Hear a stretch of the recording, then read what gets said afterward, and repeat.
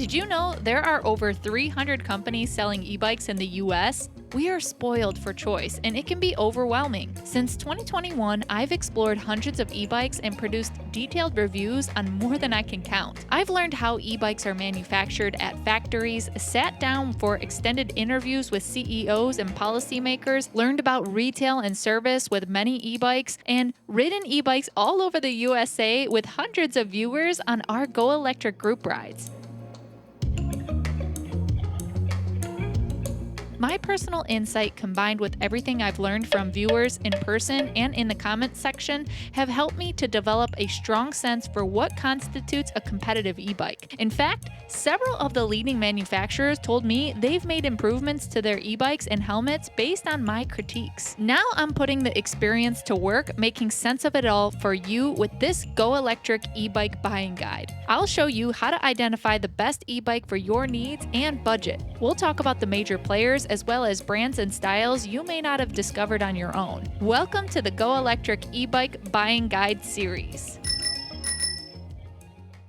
Hey everyone, Miss GoElectric here. When a person hears the word bicycle, an image pops in their brain. But that is just one image and one bicycle. There are countless varieties of bicycles available on the market today. These are 4 of the folding e-bikes that I have reviewed, and every time I take them out, people stop me, they ask me questions, they're super impressed and surprised by their capabilities. But before I get into the finer details and what separates each bike from one another in this category, I want to answer the question of why anyone would want a folding e-bike. In my mind, there are 4 main reasons why someone would consider buying a folding e-bike, and the first is transport. If you only ever ride around your neighborhood on your e-bike, you always store it in your garage, then you might not have a reason to buy a folding e-bike. But if you want to explore new places and have an easy way to transport it, folding bikes offer a great advantage. When I travel with my full-size e-bikes, I can disassemble them, put them in the back of my car, but I do have to put the seats down and they usually take up a lot of space. So what I tend to do is just put them on the back of my vehicle on a vehicle rack. In that case though, they are susceptible to the elements, so rain, sleet, snow at high speeds, and they're susceptible to theft when I'm parked. But with folding e-bikes, they get down to a nice small size where I can fit them behind my rear seats and still have room for cargo and passengers. Then they're not as susceptible to theft and they're protected from the elements. The second reason someone might consider buying a folding e-bike is accessibility. Now, I have a ton of shorter friends that can't ride most of my e-bikes, but with the folding style, they are smaller frame generally, they have a comfortable riding position, and look at this step-through design. It's really low so that you can get on and off really easily. Also, for those ordering online, folding bikes come mostly or fully assembled because they're already designed to pack down small into a box. The third reason why someone might consider a folding e-bike is price. Now, I've seen ones that are of this design all the way on the end, as low as about $500, and even ones that are full featured are usually under $2,000. The fourth reason someone might consider a folding e-bike is vehicle efficiency and aerodynamics. If you mount a bike on a car, it is going to compromise the aerodynamic profile, which means that ultimately, you'll have to use more energy to travel the same distance in that vehicle. That's the truth for gas vehicles or electric vehicles. With a folding e-bike, you can compactly put it in your cart and avoid that range loss. Now that you know if a folding e-bike is right for you, let me show you the things that I look out for when I'm reviewing a folding e-bike. Starting with this one on the end. This is the Macwheel LNE 16. Now they don't produce this bike anymore, but you'll be able to find this style on Amazon pretty much anywhere. They're extremely low price point at about $500. Now you don't get a suspension, you don't get quality components, it has low power and a small battery, but it is super compact. You could probably even just leave this in the back of your car if you wanted, and they're nearly like a disposable e-bike. Now the way this bike works is the handlebars will fold down, the seat post comes out. Something to note is that the pedals do not fold in and the battery is not removable. For a couple $100 more, you could get a folding e-bike like this one right here, the Vetuvia SF20. This folding e-bike comes with a fatter tire, which means that you can take it on different styles of terrain. It also comes pretty full featured with integrated lights, fenders, and a rear rack.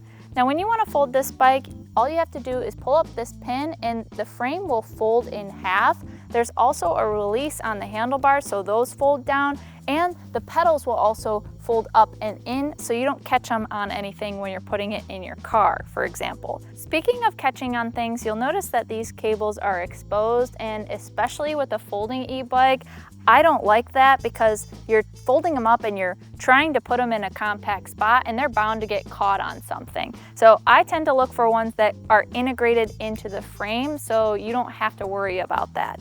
Next is the battery. This bike does have a removable battery, but you do have to take the seat post out in order to get access to it, but it is really easily removed. Keep in mind, this is specific to the manufacturer on how they decided to design this. But another thing they chose to do is to have a key in the battery and turned in the on position in order for you to access the power to the bike. That's good for security, but it is less convenient. So now let's move over to the Aventon Cinch.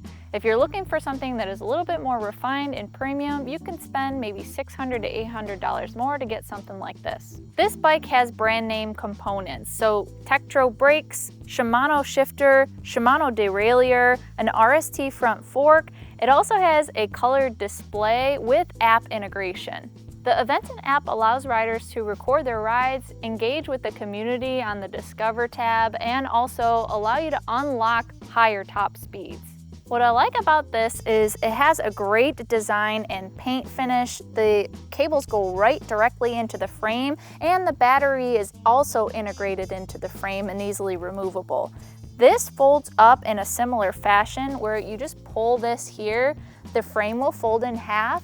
You can fold down the handlebars and then also fold in those pedals. With a name brand like Aventon, although it might cost twice as much as some of these others, you are getting a more robust dealer network. They have like 1,000 locations, plus usually you'll see an extended warranty period, maybe like 2 years instead of 1 or even 6 months.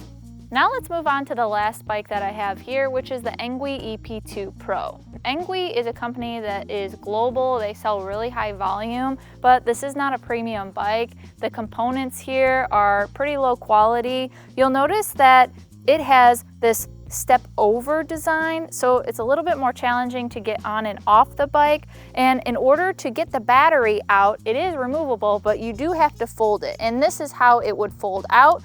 And then in half, you can also bring those handlebars down just like the others, and these pedals fold in as well.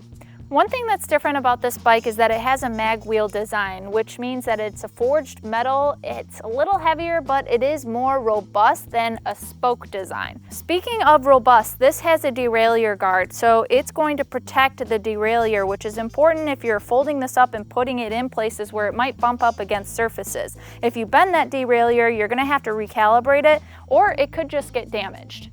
I really appreciate that the frame has a handle integrated here because when you fold it up, you can pretty much carry it like a suitcase. But look down here, you can see that these cables are exposed. They can get caught on something, and I don't really like that design.